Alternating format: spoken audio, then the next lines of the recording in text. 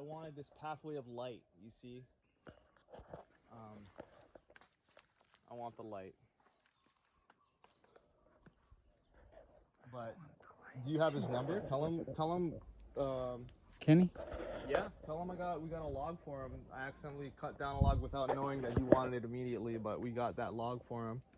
Okay. Yeah, I'll mention it to him. But no, he'll appreciate that you're cutting the weed trees down and using the land that he's not, you know what I mean? Like at least just turning it into beds and whatever. But I mean, he'll be stoked on that. I'm not going beyond this area with my garden, but I mean, once he accesses it to the other side, you light.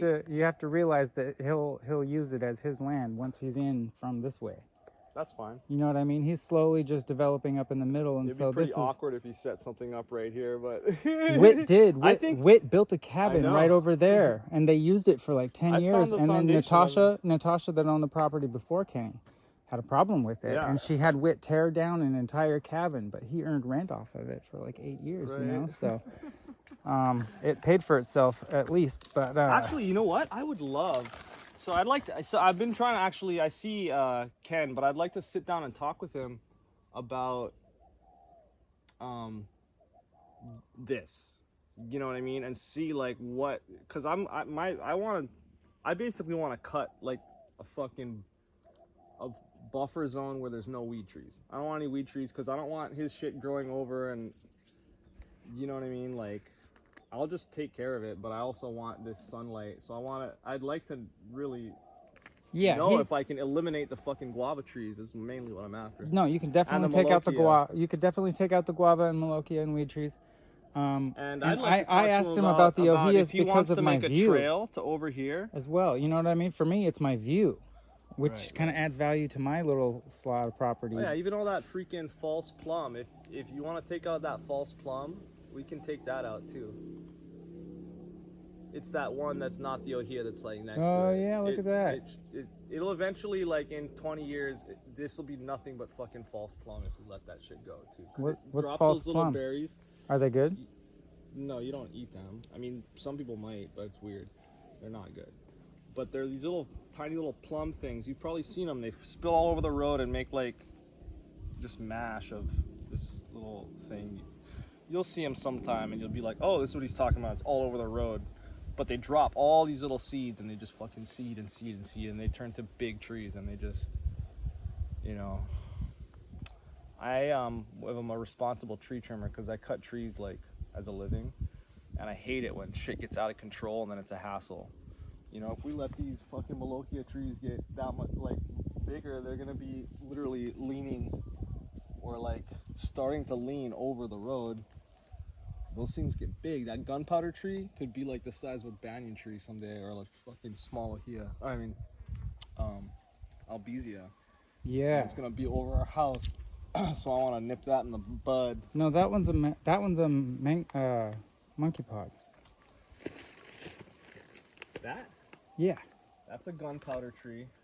No, the big one over all the houses. That's a monkey pod. Oh yeah, yeah. I'm talking about this one close to us right here with the slivery leaves. You can see it right in front of us. Oh yeah, yeah. What do you call those? It's a gunpowder tree. Gunpowder I don't know what the tree. actual name is, but that's like the slang for it. Oh, okay, yeah. And then so that's a fucking bad tree. Like those are worse than malokias. And then sometimes people call the malokia toilet paper trees, but yeah, I've been on using it as accident. toilet paper actually the last couple weeks. Oh yeah. At Pi'ilani, that's all we used. Never tried it. I am sick of buying toilet paper though. Okay, so if you master that, I mean, it's nice to have a roll of toilet paper because then like you can like, it's not green, so you can for sure like take one sheet after you use a bunch of leaves and then be like, whoop, you know what I mean? Clean, you know what I mean? Just the one or two clean checks. Otherwise, you just use like twice the amount of leaves. You know what I mean? You're just like wiping your butt a lot, and you're like, oh, that's for sure. But toilet paper has its uses, which is that it's like, oh, you can tell when you're totally clean with it. But the leaves, if you let them sit like overnight, or like you let a little bit of the moisture come out of that leaf, it turns super soft and like. So good. It's so good. It's so good. I'm actually under the belief that it probably cleans you just as good, if not better, than toilet paper. And it's fucking right. It grows everywhere. Everywhere. Like you can't get rid of it. Yeah. So that solves a huge like survival issue or convenience issue just right there. Just whacking those things all the time. Are we on film? Yeah. Oh, I was gonna mention that I just been showered. Huh? After I go number 2.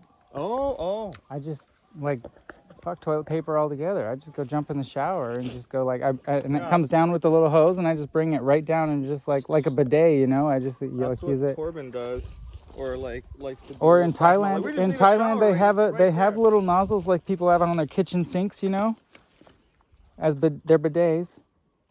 All over Thailand and Malaysia, that's just like there's no toilet paper. That's all you have is a little thing. And so I was just like, oh, they work. I used one. That's what I gotta do. All right, fine. And I didn't use toilet paper, and I was just like, whoa, this is actually better. If you plant that, every one of the nodes, if you just basically put that in the soil, every one of those nodes will grow another one of these, and they have a really pretty flower that comes in. Mother of trillions. Yeah, they're the freaking infinite flower plant. Cool, yeah, let that one live. I don't see any of the babies on it right now. But yeah, it's fun. It's like playing God, choosing which plants get to live and which don't, you know, like I think it's developing the land. I think that's what we were commanded to do in the Bible from the very beginning. It's like, hey, take care of all the plants and animals and junk. Have fun. Yep. Trip out on what you can do with it, you know?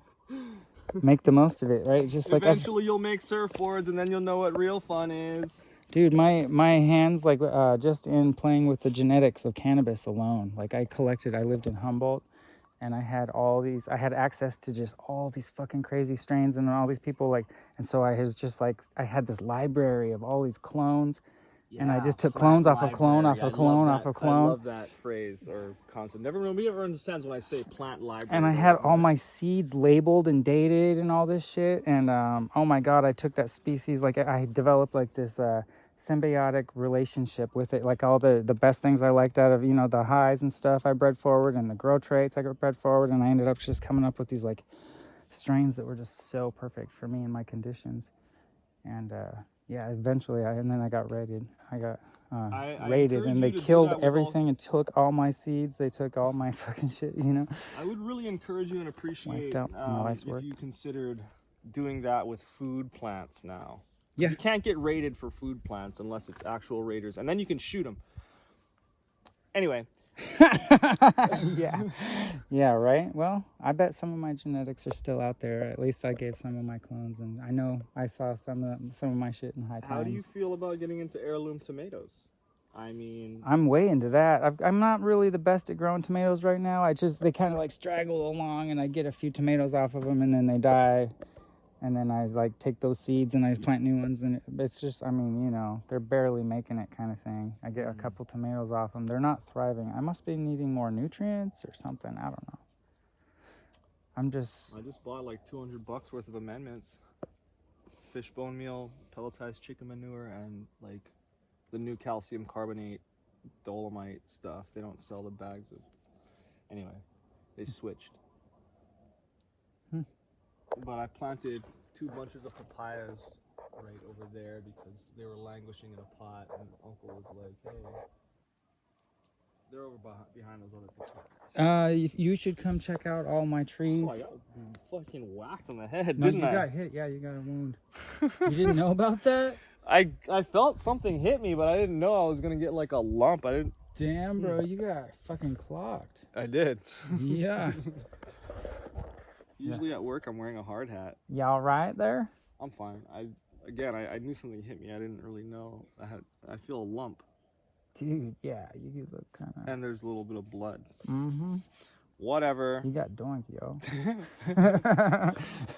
Yeah, well, I'm freaking excited. I'm like, gonna cut down all this rubbish. Okay, I'm gonna hold out on cutting those other dead Ohias then until like I coordinate with Ken. I mean, the dead ones, go ahead and take out the dead ones. Well, okay. But, I mean, you know. That one's like nice. The live ones, don't cut the live ones until we're ready to use them. I want to use, like that one, that next one right there. We could use it as the poles for my new cabin. I would never cut a freaking live Let's use that one. There's like 3 or 4 poles on that one right there, that straight one. Just ask Ken if you can use that one. That one's already. The kind. That's perfect. Yeah, but wait for a day or two until we're ready to strip it. A live one though. We got to make sure we have chisels and shit to strip it down. Don't cut down a live one, unless we absolutely have to do that. Because they're sacred. Yeah, I don't like cutting down live ones, and even cutting dead ones with a chainsaw around live ones is not ideal. Yeah, but the dead ones are dangerous if they're still standing. So you should cut the dead ones. Well, I just want the light. I want there to be, like right now there. Let there be light. Yeah, there could be sunshine pretty much still coming through here, but all this rubbish bushes and those rubbish trees are making it no light. Man. So even that side, I want to cut back a swath of about 10, 12 feet in there. And then I want to weave a fence. I want to like weave live guava together to make a fence, a pig fence around there. Maybe with a gate. And then we can tell Ken where to build his trail, and he can fucking have a trail that comes right into this garden. Have you seen the cave on his land? And we can make an offering garden. No, I haven't. There's like a cave you could drive a semi-truck through under, like it goes under like an overpass. What? Yeah.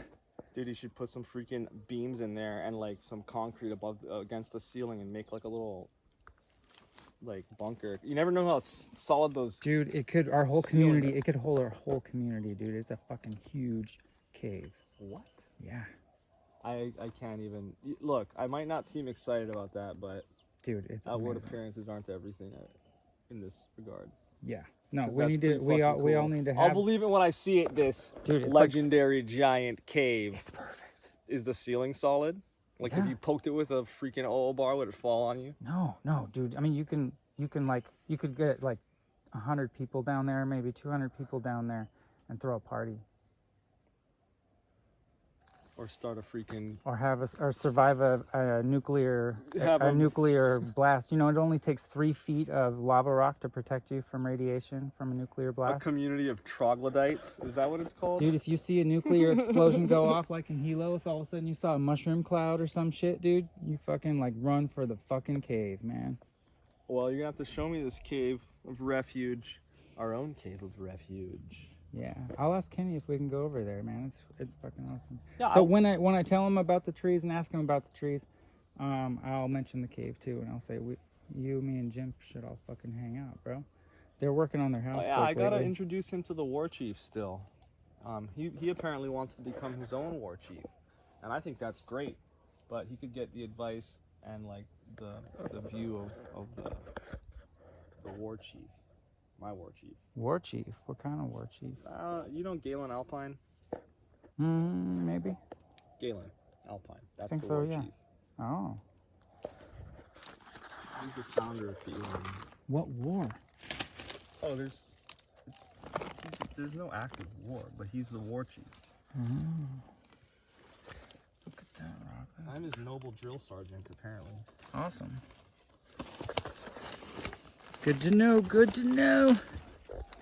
All right. I'm just gonna whack a couple more of these. I'll be careful of the early clairvine. I see it. If you get the time at all ever, you know, that'd be pretty cool. Just whack up my yard. I'm sure you would just know what to do without even needing to be asked or whatever. So, and just keep track of your time, and I would pay you for it and all that. Cool. Sounds good. I'll be in touch with that. Thanks, Jim. Much appreciated, senor. Hang out. I'm cutting stuff a little bit more.